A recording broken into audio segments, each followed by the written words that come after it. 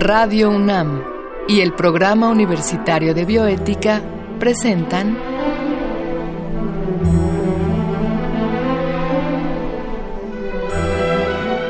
El Árbol de las Ideas.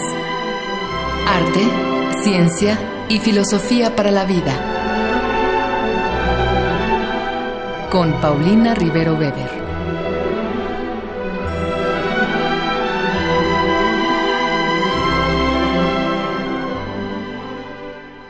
Buenas tardes a todos los radioescuchas. Soy Paulina Rivero Weber, directora del Programa Universitario de Bioética, y estamos al aire para la transmisión de nuestro programa El Árbol de las Ideas, Arte, Ciencia y Filosofía para la Vida.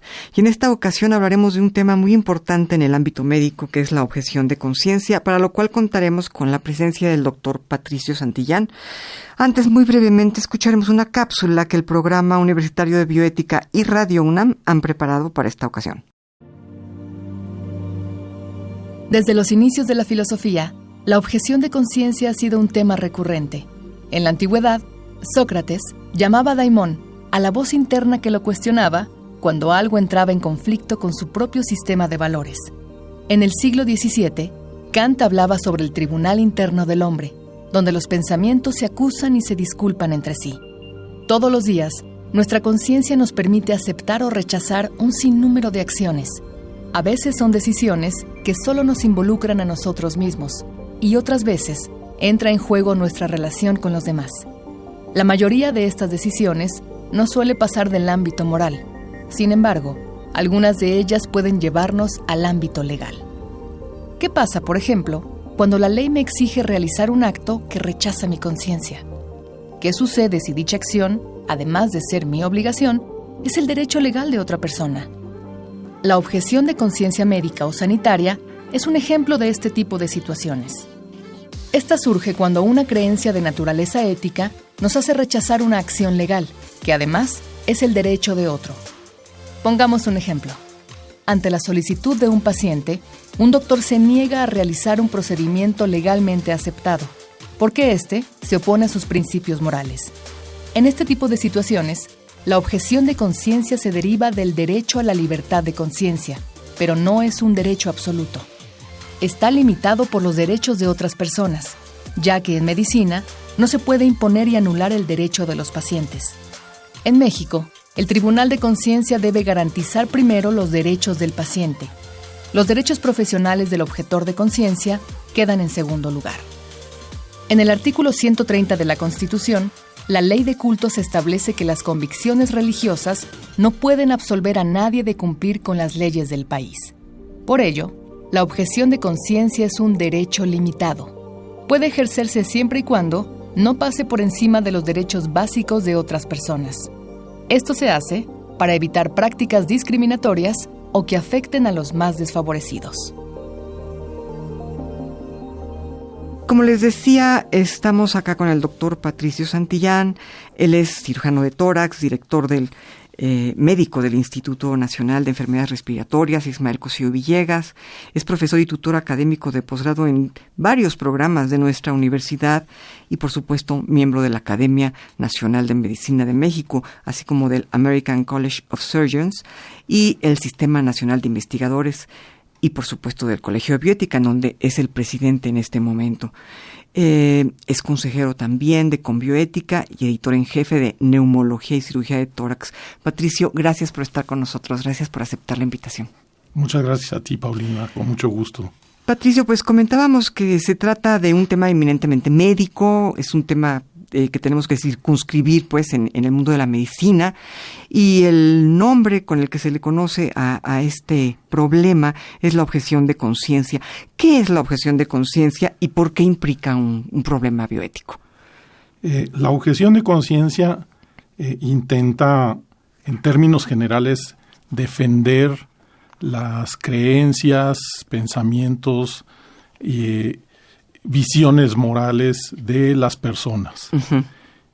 Y los médicos somos personas. Claro. Y tenemos creencias y visiones morales distintas que a veces entran en conflicto uh-huh. con algunas acciones que se nos pide realizar dentro del ámbito de la atención médica. Ajá. Y entonces, cuando un médico siente cierta inquietud o problemática o un dilema con su actividad de atención médica, Ajá. y que genera un conflicto con sus creencias morales, pues entonces se ha generado desde hace tiempo esta figura ética que para mí es un acto ético que cualquier persona está en capacidad de realizar, pero en la medicina el médico aduce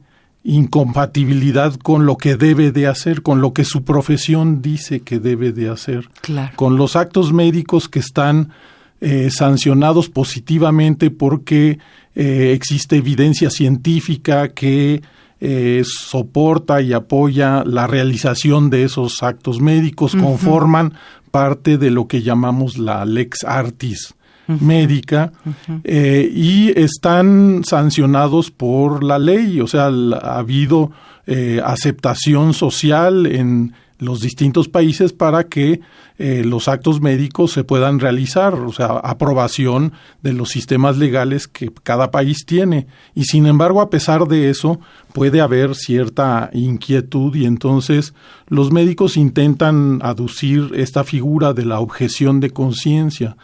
Esto es que objetan hacer esos actos que están, deben hacer. Sí, que están sancionados por la ciencia, por la evidencia científica y por las leyes, y finalmente por la petición y necesidad de un tercero, que es el paciente. El paciente, claro. El paciente tiene una necesidad pues de un tipo de atención médica, y entonces se enfrenta a la imposibilidad de recibir esa atención médica porque el médico tiene problemas para hacerlo, ¿no?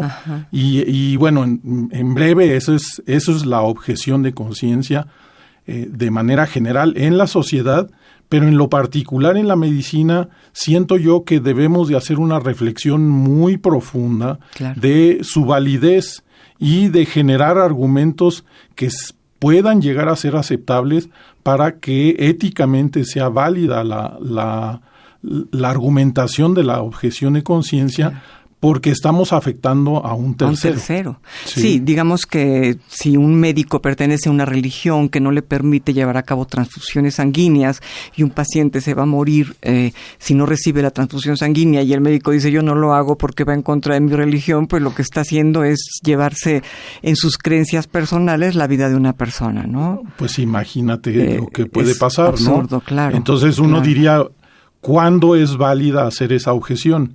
Yo diría que esa objeción sería válida al entrar o no entrar en el ámbito de la medicina. Claro. Ahí es donde toma la decisión. Claro. Si entras al ámbito profesional de la medicina moderna, en donde hay una serie de acciones como transfundir sangre, y tú no estás de acuerdo por cuestiones religiosas, entonces pues no seas médico, te tienes que cuestionar mucho si es lo que te debes de dedicar o mejor hacer otra cosa. Claro, mejor arquitectura o otro ámbito en el que no tengas que enfrentar estos dilemas, claro. Que finalmente ejemplos parecidos suceden en otras áreas, por ejemplo, en el derecho, o sea, los defensores de oficio tienen cierto deber de defender, les guste o no les guste a quien están defendiendo.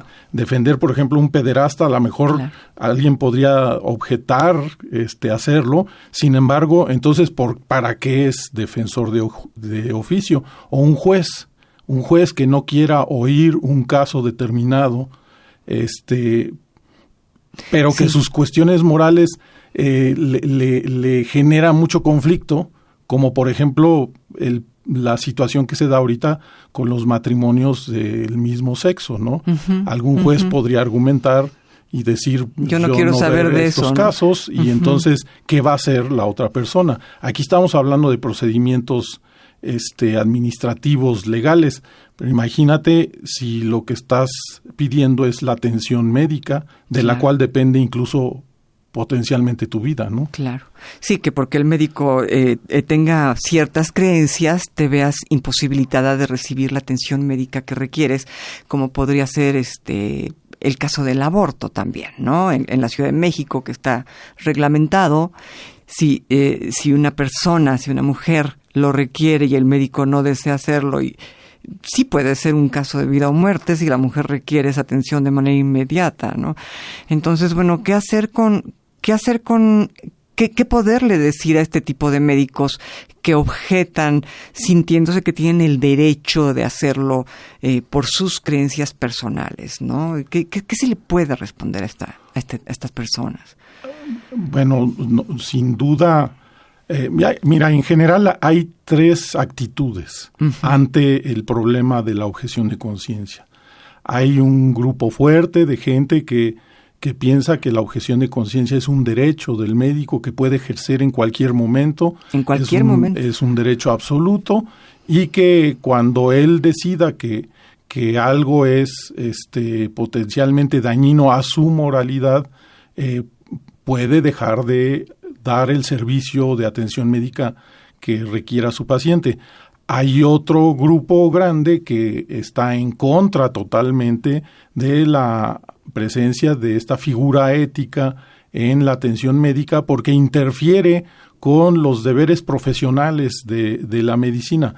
Hay que recordar que la medicina tiene por objetivos, pues lo clásico es curar, aliviar los padecimientos del ser humano, prevenir enfermedades, preservar la salud y ayudar a un proceso final ante la muerte de que sea lo más digno y lo más suave posible. Claro. Entonces, esos son objetivos reconocidos de la medicina, aceptados por la Organización Mundial de la Salud. El problema surge cuando gente que no quiere cumplir con esos objetivos porque siente que se trastoca su moralidad, pues entra en conflicto con las necesidades del paciente. El paciente lo que requiere es el servicio médico con base en evidencia científica de que sirve, claro, lo que se le está ofreciendo, tiene indicación de recibir eso, está aceptado por las normas que rigen a la sociedad, y además el paciente lo acepta a través del proceso que se da en la interacción de paciente con médico, lo que conocemos como consentimiento informado. Las necesidades de un paciente no dependen de las creencias o visiones morales de su médico. Exactamente. Sin embargo, muchas veces estas se dejan entrever y aparecen en la relación paciente-médico, porque incluso a veces, y eso es muy frecuente en nuestro país, pues se comparten esas visiones morales. Pero cuando alguien está enfrentando un problema de salud, pues empieza a cuestionar lo que es lo que quiere recibir, ¿no? Claro. Se has dicho algo que me parece muy importante, ¿no? Que me gustaría retomar antes de ir a una breve cápsula. Las necesidades de un paciente no se pueden acoplar a las creencias morales de su médico, ¿no? Vamos a esta cápsula también preparada por el Programa Universitario de Bioética y Radio UNAM, y regresamos a la charla con el doctor Patricio Santillán. A lo largo de la historia, muchas veces se ha enfrentado la conciencia individual y nuestras leyes. Hay varias anécdotas famosas. Una de las primeras es la de Antígona. Sófocles relata su tragedia, la historia de una objeción de conciencia frente al mandato de un gobernante. Antígona es hija de los reyes de Tebas, Edipo y Yocasta. En ausencia de su padre, sus hermanos, Eteocles y Polínices, deciden compartir el trono, turnándose un año cada uno. Sin embargo, al terminar su periodo, Eteocles se niega a ceder el trono a Polínices. Se desencadena así una guerra que termina con la muerte de ambos.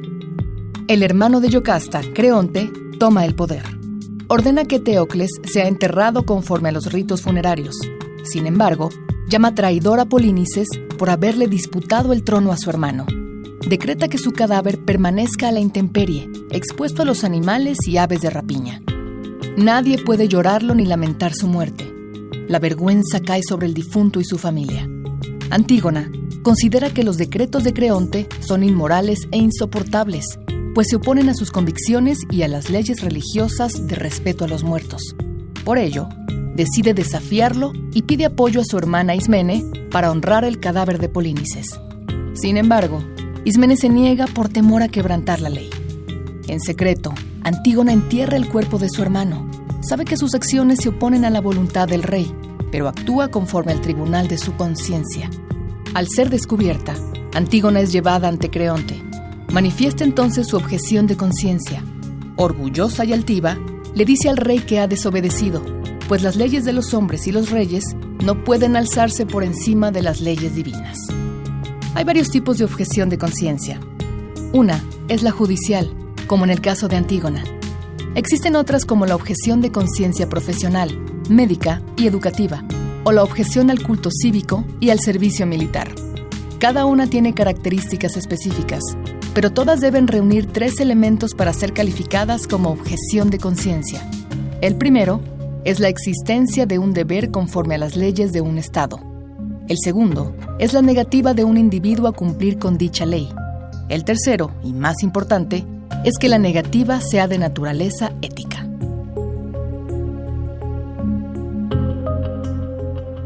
Comentábamos, Patricio, esta idea que me parece clave. Las necesidades de un paciente no pueden ajustarse a la ideología o a las creencias morales de su médico, ¿no? Entonces, pues si un paciente opta por un tratamiento que el médico considera que su conciencia no le permite llevar a cabo, pues todo pareciera indicar que no está preparado para ser médico realmente, que no está preparado anímica, emocional y moralmente para ser médico. Pues es una pregunta muy importante que cada médico debe de responderse, ¿no? Esa es la reflexión ética que cada uno de los que nos dedicamos a la medicina debemos de hacer, incluso desde antes de entrar a la medicina. O claro, ya entrando a la medicina es muy amplia. Y es tan amplia que da cabida a muchas formas de pensar y muchas actividades. Entonces, ¿para qué escoger una actividad que pudiera presentar situaciones que puedan generar esos conflictos morales a la persona que tiene el deber de ofrecerlos? Y ya se conocen muchas áreas. Tú mencionaste lo del aborto, pero pues en general todo lo que gira alrededor de la salud reproductiva, principalmente con las mujeres, pues es un tema que tiene una connotación moral muy fuerte en nuestra sociedad, pero no son los únicos temas. También están los temas que giran alrededor del final de la vida, claro, ¿no? Porque hay distintas concepciones de qué es lo que se debe de hacer hacia cuando un paciente se acerca a esa etapa, y la sociedad está girando y volteando cada vez más a ver la necesidad de acompañar al paciente en esa etapa final. Incluso hay gente que piensa o pensamos que se podría ayudar a que esa etapa final sea menos onerosa física, claro, y emocionalmente, no nada más al paciente, sino incluso a su entorno, claro, inmediato. Hay otras áreas como los trasplantes de órganos. Hay personas que tienen conflicto con la declaración de la pérdida de la vida por criterios encefálicos, que es una situación totalmente aceptada desde hace muchos años en nuestro país y en muchos países, y sin embargo hay gente que piensa que la moralidad de eso es cuestionable y entonces dificulta la declaración de la pérdida de la vida que viene en la Ley General de Salud definida, y precisamente se definió porque no nada más por la cuestión de poder obtener órganos de un donador cadavérico y beneficiar a muchos pacientes, claro, sino porque también se dan situaciones cuando hay pérdida de la vida por criterios encefálicos en donde ya la decisión es que hay que quitar todo el apoyo que se le está dando a ese ser que ya perdió la vida, porque así lo define la ley y la biología. Y sin embargo hay gente que tiene dificultades para eso. Cuando no se van a obtener los órganos, la gente presenta dificultades para poder retirar el apoyo que se les está dando en las terapias intensivas, y entonces aducen objeción de conciencia porque sienten que eso es incorrecto. Y la verdad es que lo único que está incorrecto es su concepción, porque claro, eso ya está muy visto, pues. Y decías tú legalmente, pero biológicamente, ¿no? Son cosas que han dado este paso hacia la legalidad desde un ámbito científico, comprobable. ¿Qué pasa ahí, Patricio? O sea, ¿por qué un científico, un médico, alguien que ha estudiado el cuerpo humano, en un momento dado es capaz de dejarse llevar por sus creencias personales en lugar de apoyarse en la ciencia? A mi modo de ver, ¿es el peso de la religión o no lo verías tú como el peso de la religión, sino cuestiones ya de otra índole? Pues sin duda la religión tiene un peso muy importante en la creación, ¿verdad?, de la moralidad de las personas, y los médicos pues no somos ajenos, claro, a esa influencia, y entonces a veces entra en conflicto. Mucha gente, muchos médicos, científicos connotados acomodan su pensamiento religioso a su pensamiento científico.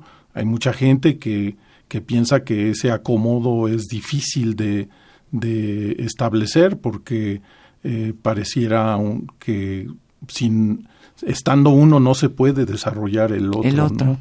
El dogmatismo va en contra del desarrollo científico a través de la curiosidad de buscar mejores soluciones a los problemas médicos que se enfrentan todos los días. Entonces, pues sí, pues yo creo que como grupo humano, los médicos no estamos inmunes ni exentos a esa influencia, ¿no? Sí, pero entonces sí, como decías tú, antes de estudiar medicina hay que pensar muy bien si se es capaz de llevar a cabo las acciones que son requeridas, porque yo pensaba inicialmente, yo hablé de la transfusión por poner un ejemplo, la verdad es que yo inicialmente pensaba en la cuestión del aborto y en la cuestión de la eutanasia, ¿no? Uh-huh. Pero pues tú mismo nos mencionas, por ejemplo, trasplantes de órganos y finalmente la transfusión sanguínea, todo lo que implica el manejo del cuerpo, ¿no? Uh-huh. Entonces, yo creo que realmente habría que insistir en nuestros estudiantes en que si van a estudiar medicina tienen que ser conscientes de que tienen una obligación por cumplir que está muy por encima de sus gustos y preferencias morales o religiosas, ¿no? Pues yo creo que esa reflexión se tiene que hacer de manera muy seria, ¿no? Y pensar bien a qué se va a dedicar uno y qué es lo que implica eso. Imagínate el caso de un médico que tiene un paciente que mujer, ya que pusiste el ejemplo del aborto, uh-huh, que la ha estado viendo desde que entra a la pubertad, empieza a desarrollar toda su salud sexual y reproductiva con ese médico, y después de varios años de ser su paciente, incluso de haber recibido a sus hijos y todo, tiene problemas para realizar, por ejemplo, un aborto que ya no desea tener esa mujer, y esa relación de varios años entre ese médico y su paciente pues se traiciona en un momento dado, ¿no? Claro. O de situaciones que se da frecuentemente de mujeres que tienen son violadas y quieren protegerse de eso, y que por norma oficial mexicana tienen derecho a recibir un medicamento para interrumpir el embarazo potencial que se pudiera dar, y no se les quiere dar el medicamento por cuestiones de moralidad, cuando ya está aceptado en la ley. Hay una norma oficial mexicana que es universal al país, y hay sitios en el país que no se aceptan, ¿no? Y en ese caso tan radical, el médico, ¿hay algún castigo estipulado para un médico que no está cumpliendo no solo con su obligación como médico, sino inclusive con la ley? Sí hay una provisión. La misma norma establece que no puede haber objeción de conciencia en esa situación en la que una mujer está en necesidad de recibir un medicamento que es para protegerla, uh-huh, sin embargo, a la gente a veces no le importa y se abusa del uso de la figura de la objeción de conciencia, porque sin duda yo pienso, vivimos en una sociedad que intenta ser un poco liberal y que valoramos la democracia y la pluralidad, etcétera, y entonces defendemos la libertad de pensamiento y de creencia, y es un valor que nos importa mucho, pero también dentro de las creencias y el pensamiento están las creencias morales, y eso es lo que brinca y predomina en la objeción de conciencia, ¿no? Un médico tiene la obligación ética de informarle a su paciente y a la institución en la que trabaja de que es objetor de ciertas prácticas que no voy a especificar, ya se han mencionado, pero el hospital debe de saberlo, porque el hospital tiene el deber de ofrecer el tratamiento y la atención que requieren los pacientes que llegan ahí. Y si un médico tiene problemas, pues tiene que derivar la atención médica hacia otro médico que esté en capacidad de hacerlo.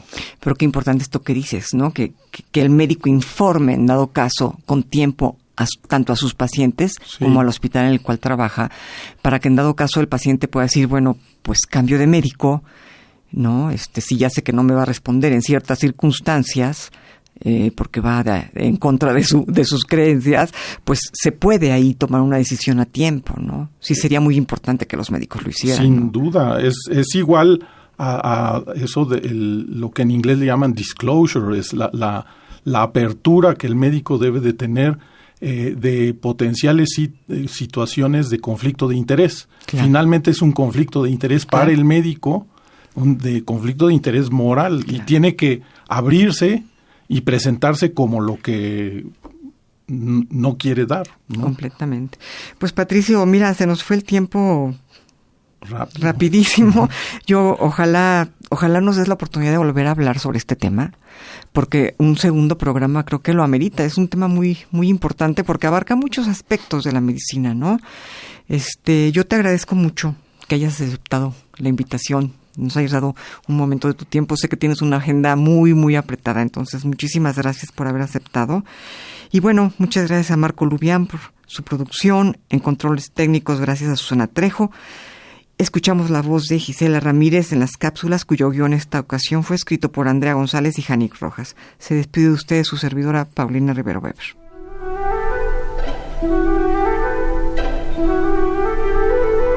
Radio UNAM y el Programa Universitario de Bioética presentaron